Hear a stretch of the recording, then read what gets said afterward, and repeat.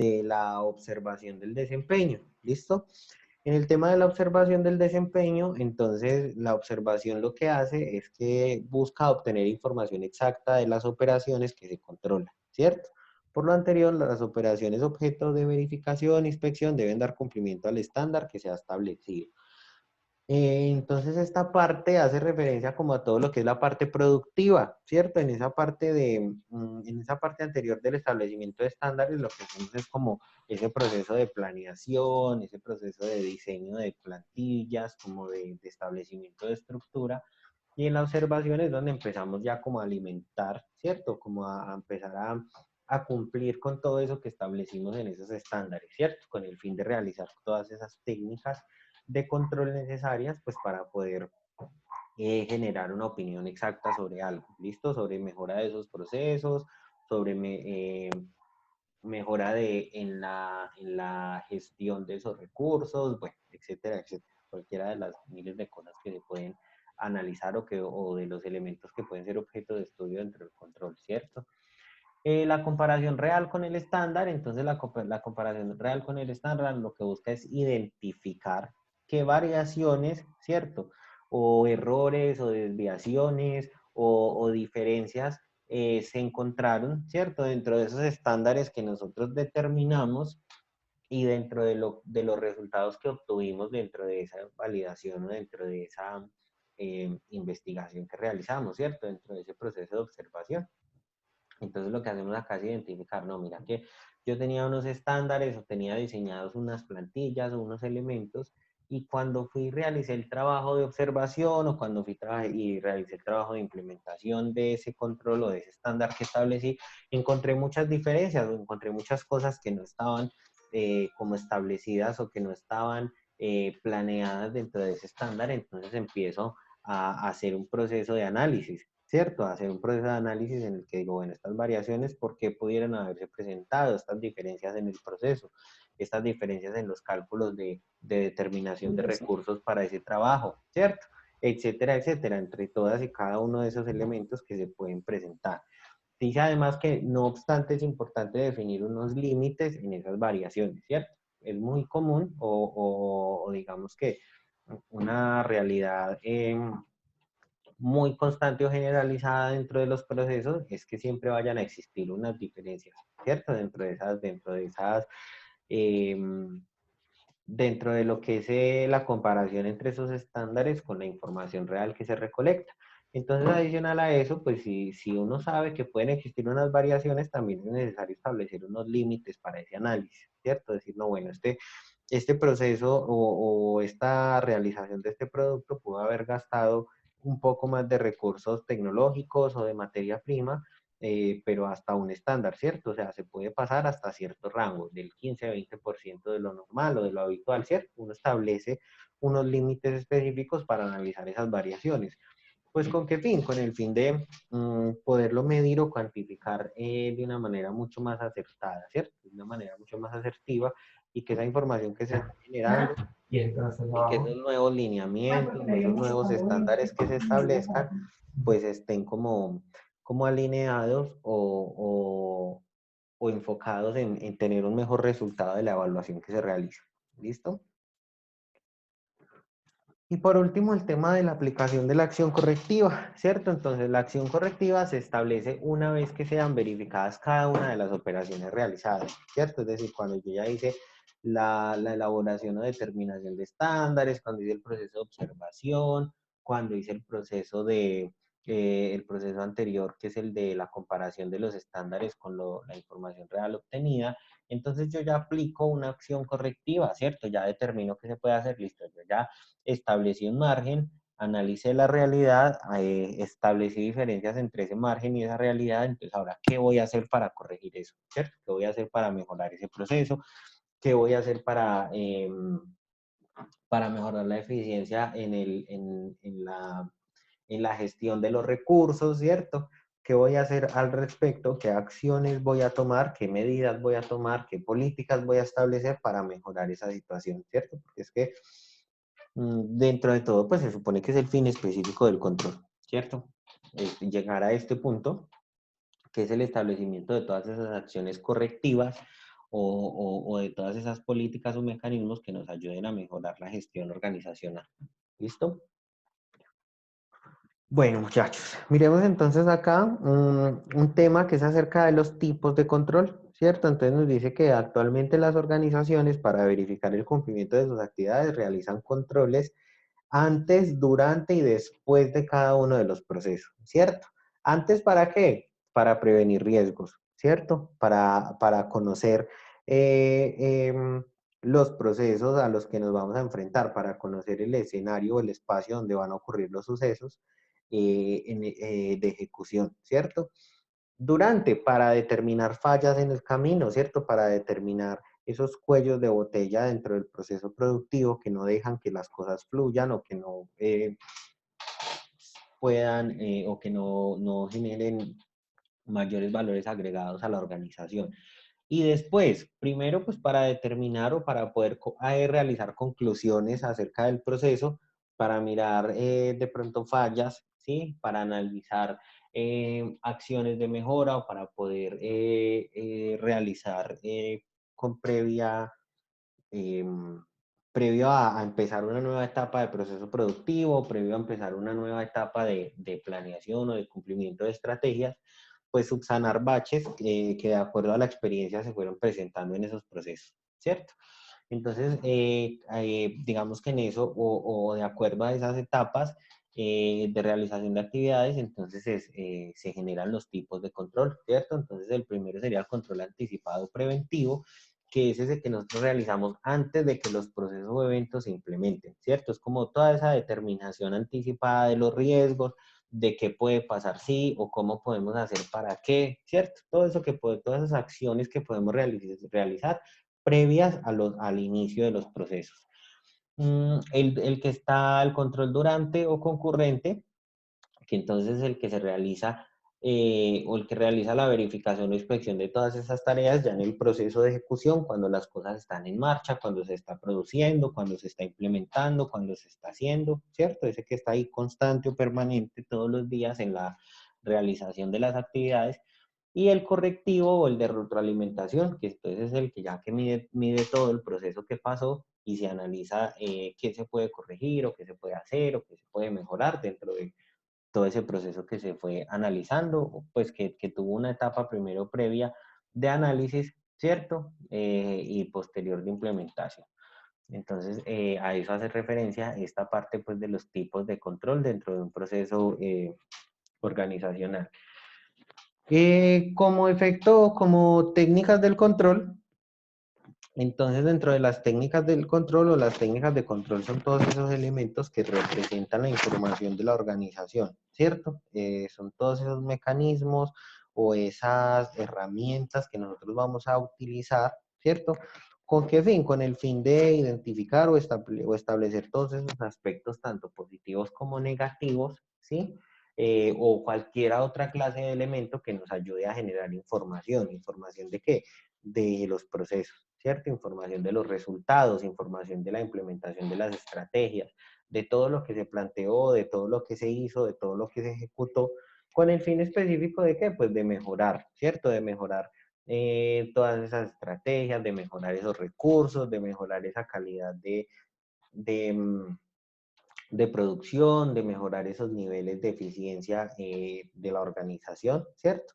Entonces, pues cuando hablamos de todas las técnicas, estamos hablando ya de todos esos lineamientos, de todas esas herramientas, tanto tecnológicas como eh, humanas, ¿cierto? Como de gestión, como financieras, todo lo que yo voy a utilizar para realizar esos trabajos de seguimiento o de monitoreo a todos los procesos de la empresa. Entonces, digamos que ya acá a nivel de técnicas, pues hay muchas cosas o muchos elementos que uno utiliza, ¿sí? Para poder ejercer ese control. Es que resulta que el control no es solamente que vaya una persona a mirarme allá lo que yo hago, ¿sí? Esa es una de las tantas técnicas, pero yo puedo utilizar muchas técnicas para poder establecer ese control en la organización. Entonces, por ejemplo, las auditorías, ¿sí? Las auditorías que es cuando una persona va, coge o lleva a mano ese proceso, esa documentación de ese proceso que tú estás realizando y analiza todas las acciones o todo tu comportamiento de acuerdo a ese instructivo o a ese procedimiento que está planeado para tu cargo, por ejemplo, ¿cierto? Para tus actividades, para lo que tú estás realizando. Está la convalidación de los datos estadísticos, ¿cierto? A veces analizar datos estadísticos de otras entidades o de un gremio específico, pues nos da también una herramienta para podernos medir a nosotros o para poder medir el desempeño de la organización. Está el establecimiento de controles de calidad, ¿sí? O cumplimiento de normas de calidad. Está el seguimiento a los presupuestos, ¿sí? Eso también es una técnica importante del control, mirar la viabilidad y el cumplimiento de todos esos presupuestos proyectados para la organización. Análisis de las redes de tiempos y hechos pertinentes, ¿cierto? Entonces, todo lo que tiene que ver con los sistemas o la organización de los procesos, ¿cierto? El análisis de los tiempos, el análisis de las acciones propias de cada individuo, de las capacidades operacionales, de las capacidades de producción, de las capacidades de desempeño del personal, ¿sí? De las capacidades de generar liquidez o de las capacidades de medir el endeudamiento de la organización, ¿cierto? Todos esos elementos que se pueden medir o que se pueden analizar con respecto al correcto funcionamiento de la organización, ¿cierto? De eso hablamos pues cuando hablamos de todo lo que son las técnicas específicas que se utilizan en ese proceso de auditoría, ¿listo? Bueno, muchachos, digamos que hasta acá como a grandes rasgos, una introducción general acerca de lo que es el control de gestión y cuáles son como esos elementos principales, ¿listo? A otro tema, digamos que tiene una relación directa con toda esta parte de lo que es el control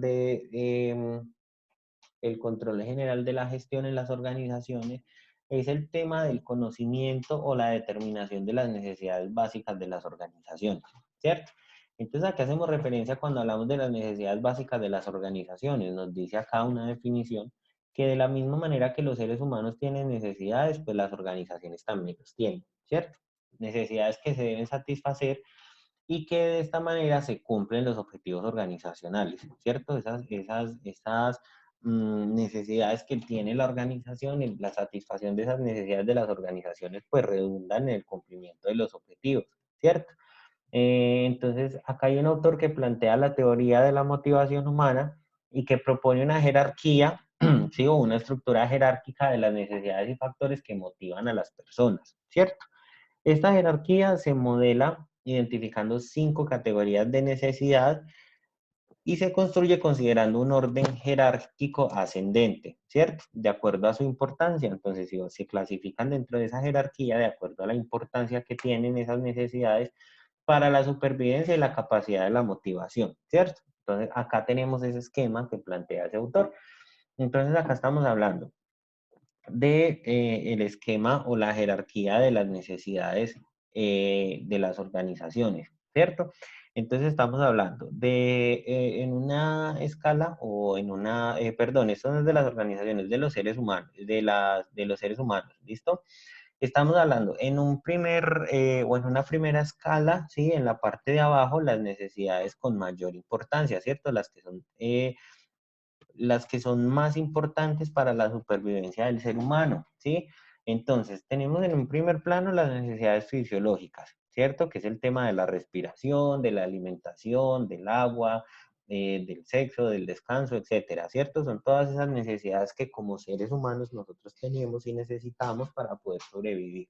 Están en ese primer grado de importancia, ¿cierto? De acuerdo a esta jerarquía, y yo creo que su explicación pues no es ni siquiera muy necesaria, ¿cierto? Es lógico que todos los seres humanos todos los días, todas las actividades que hacemos y todo lo que realiza el ser humano a nivel de actividades y a nivel de consecución de recursos, pues gira principalmente en la satisfacción de estas necesidades, ¿cierto?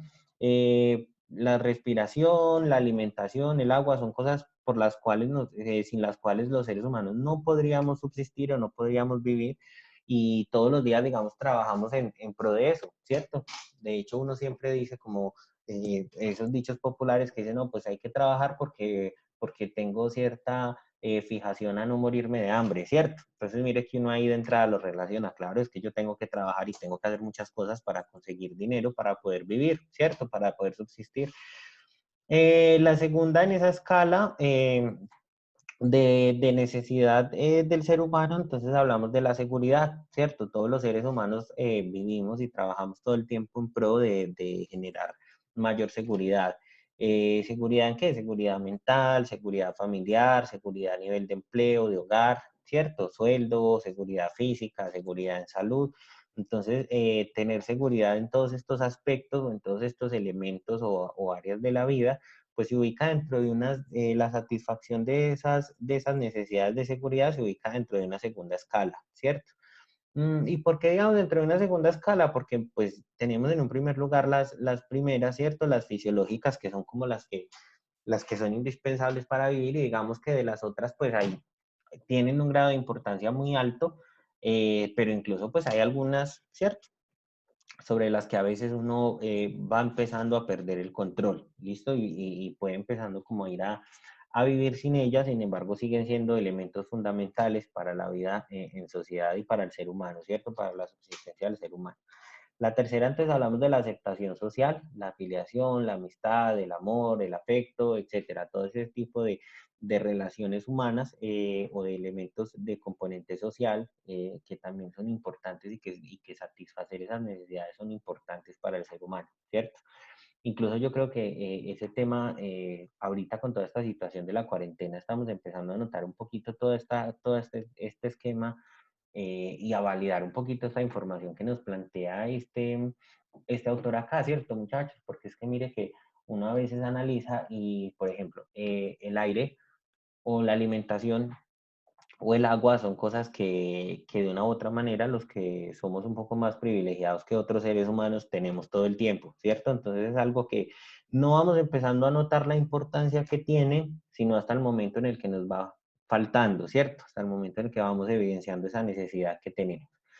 Este tema de la aceptación social en ese tercer grado, yo creo que ahorita, por ejemplo, con este tema que estamos viviendo, que estamos un poco alejados de nuestras familias, de nuestros amigos, ¿cierto? Que estamos como confinados, hace o empieza uno a notar también la importancia de esa necesidad del ser humano, ¿sí? Esa necesidad de reunirte con tus amigos, de tus compañeros de trabajo, de volver a vivir esa rutina tuya diaria en la que tú te levantas, vas, compartes con personas, estás todo el tiempo rodeado de gente.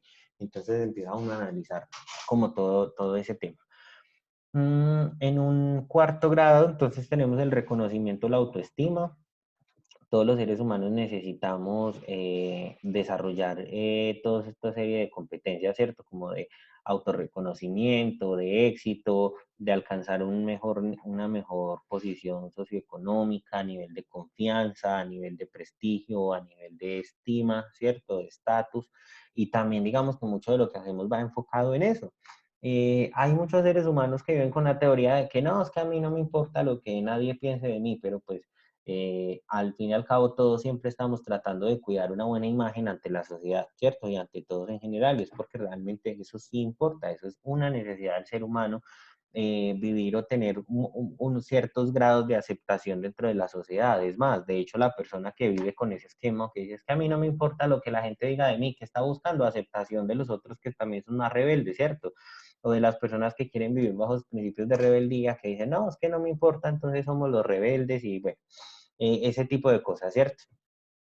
La autorrealización, entonces ya, digamos, está dentro de una escala pues un poco más alejada o de última necesidad, que es el tema de la creatividad, de la moralidad, del establecimiento de valores, del sentido de propósito, de la capacidad de solucionar problemas, etcétera, ¿cierto? Entonces, mire que de acuerdo a este tipo, a estas escalas de necesidad, nosotros identificamos eh, pues de acuerdo a esa magnitud que va teniendo, cuáles son las más importantes y cuáles son las que no, ¿cierto? Y analizamos que de acuerdo a los estatus o a los estilos o a las formas de vida de muchos seres humanos, pues vamos priorizando qué tipo de importancia tiene para algunos unas cosas y otras, ¿cierto? Mm, por ejemplo, vemos el tema de los habitantes de calle, ¿sí? Para un habitante de calle, su vida está enmarcada o está enfocada en el cumplimiento específico de qué? De las necesidades principales, ¿cierto? Ellos le solicitan o le piden a uno ayuda en la calle, ¿para qué? Para comer, ¿cierto? Tienen su respiración, de vez en cuando tienen agua, pues lo demás, digamos, viven solo en pro de eso, ¿cierto? Pero para las personas que tenemos otro estilo de vida, entonces ya nos preocupamos por cumplir muchas más de estas necesidades, ¿cierto? De acuerdo a esas escalas. Entonces todo esto es un ejemplo o toda esta jerarquía es necesario entenderla para entender que, muchachos, primero que las organizaciones o las empresas son sistemas que están creados y conformados por personas, ¿listo? Para las personas. Y que dentro de esas organizaciones todas las personas trabajamos, ¿sí? O realizamos todo ese tipo de actividades enfocadas. Primero, en ejercer actividades que nos permitan a nosotros el cumplimiento de todas estas necesidades humanas, ¿cierto?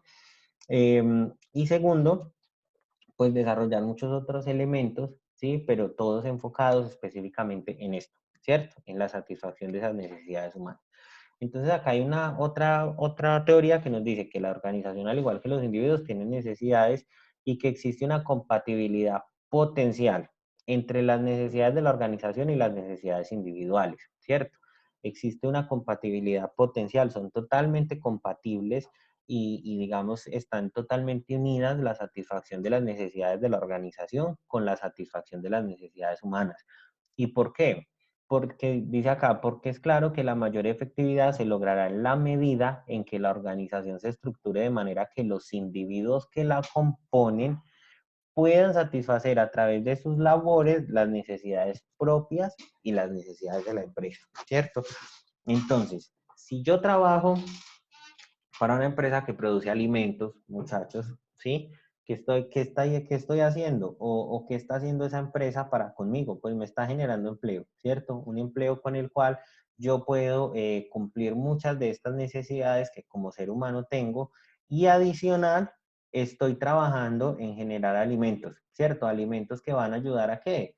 A satisfacer las necesidades de todas las personas que están afuera, ¿cierto? Entonces hay que entender que las empresas son modos de organización social, ¿sí? Que trabajan con un objetivo específico de satisfacción de necesidades, tanto de todos los elementos propios, o sea, de todos los individuos que componen esa empresa, como de los que están externos o de los que están afuera de ella, ¿cierto?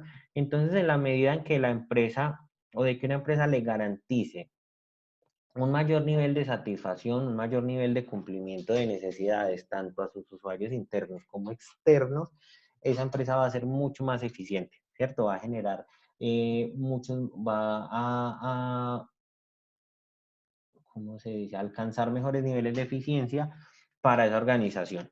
Y uno lo nota, ¿cierto? En el mercado, en la dinámica laboral, uno lo nota. Uno siempre está o quiere estar en empresas que tienen mejores condiciones para sus empleados, ¿cierto? Entonces a veces nos pasa que llega un amigo y nos dice, no, mira que en la empresa cada año a final de año nos dan una bonificación. Entonces uno dice, uy, qué bueno que uno en la empresa en la que uno trabajara cada año le diera una bonificacióncita así como a usted, ¿cierto? Puede que eso suene eh, un poco, qué sé yo, materialista, pero ese tipo de motivaciones ayudan, ¿cierto? Ayudan a que las personas que trabajan en esa empresa realicen un mejor trabajo. ¿Con qué objetivo? No, pues es que acá se trabaja bueno, mire, acá nos motivan, acá nos ayudan para el estudio o acá nos dan la bonificación a final de año, entonces no hay que cuidar este trabajito, hay que hacer el trabajo bien para que no me saquen de acá, ¿sí ven? Entonces la teoría es totalmente cierta. En la medida en que esa empresa genere mayor cumplimiento o mayor satisfacción de esas necesidades de todos los seres humanos, tanto internos como externos, pues va a ser una empresa mucho más eficiente, una empresa que va a generar mayor crecimiento, ¿cierto? Si yo me dedico a producir productos de aseo, ¿cierto? Los hogares del país, y si mis productos son buenos, si esos productos que yo estoy elaborando son muy buenos y son a buen precio, y cuando la gente va y los utiliza, sus casas quedan muy bien aseadas, y los seres humanos satisfacen esa necesidad de tener orden y limpieza en sus casas, pues la gente, ¿qué va a hacer? Seguir comprando mis productos, recomendárselos a otra persona, ¿sí ven? Entonces siempre todo el trabajo que hacen las organizaciones debe estar enfocado a eso, ¿listo? A la, a la satisfacción de todas las necesidades de todos los seres humanos, tanto internos como externos. ¿Listo? Dice acá que entonces el entendimiento, ¿cierto? O el entendimiento de todas esas necesidades empresariales y esas necesidades humanas, pues ayudan o favorecen a que esa empresa crezca, a que esa empresa sobreviva, que permanezca en el tiempo. Entonces, acá nos hace como una conclusión. La sobrevivencia de una organización depende de si antes pensamos en qué bien o servicio debemos ofrecer, ¿cierto? Para satisfacer esas necesidades de los seres humanos. ¿Qué tanto debemos o podemos ofrecer? ¿Hasta qué punto podemos producir? ¿Hasta qué punto de mercados podemos llegar? ¿Cierto? ¿Qué características deben contener esos bienes o esos servicios que yo voy a prestar? ¿Cierto? Como complemento a la satisfacción de esas necesidades de los seres humanos. ¿Cuáles son los principales consumidores? ¿Sí? ¿Cuáles son los principales consumidores de esos bienes o servicios que yo voy a ofrecer? Entonces acá, pues hablamos específicamente de todos los recursos o de todos los elementos que se tienen que tener en cuenta, ¿sí? A la hora de establecer actividades o de establecer productos o de prestar servicios que redunden en la satisfacción de esas demandas del mercado, ¿cierto?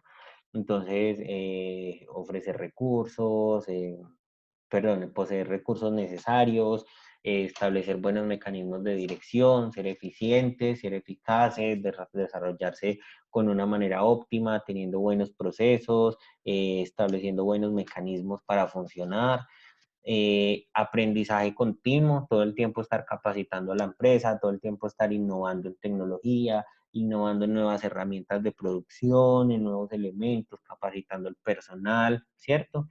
Adaptándose a todos y cada uno de esos cambios, bueno, en fin, varios pues de los elementos que se necesitan para poder satisfacer esas demandas o esas necesidades de los seres humanos de una forma adecuada. ¿Listo? Bueno, muchachos, hasta acá, digamos, como esta primera parte del conocimiento como de empezar a dar brochazos y adentrarnos en el tema de todo lo que es el control de gestión, cuáles son esos componentes y cuáles son esos objetivos principales a nivel organizacional. ¿Listo? ¿Alguien tiene alguna duda, algún aporte que quiera hacer al respecto? Me gustaría sacar este espaciocito que nos queda antes de que se nos vuelva a cerrar la sesión, pues alguno me comente a nivel de conclusión por qué le parece que esto es importante, ¿sí? Si están de acuerdo con estos planteamientos de la importancia del control dentro de las organizaciones para el cumplimiento de todos estos elementos, ¿sí? Entonces los escucho, por favor.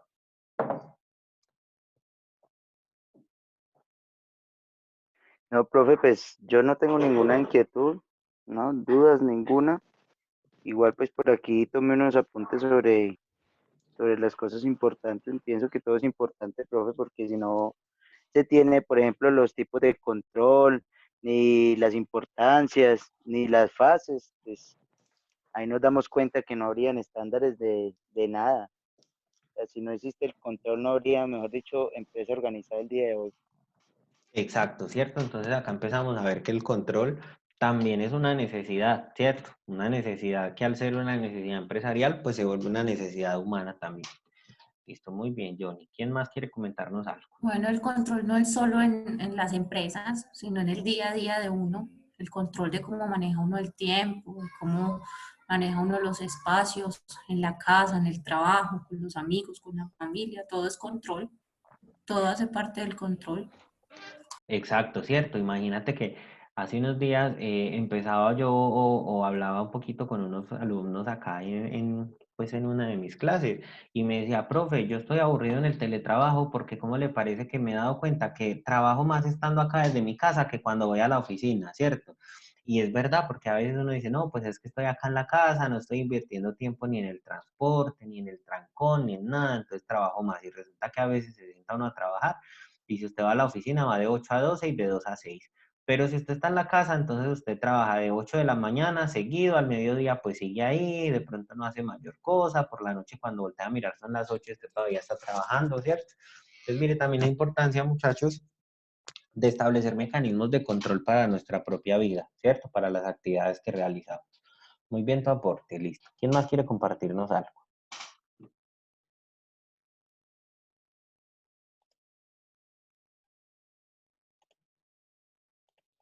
¿Nadie más? Están tan tímidos, muchachos. A ver, los quiero escuchar. Qué pereza toda hora yo acá hable y hable solo. Quiero escucharlos hoy a ustedes también.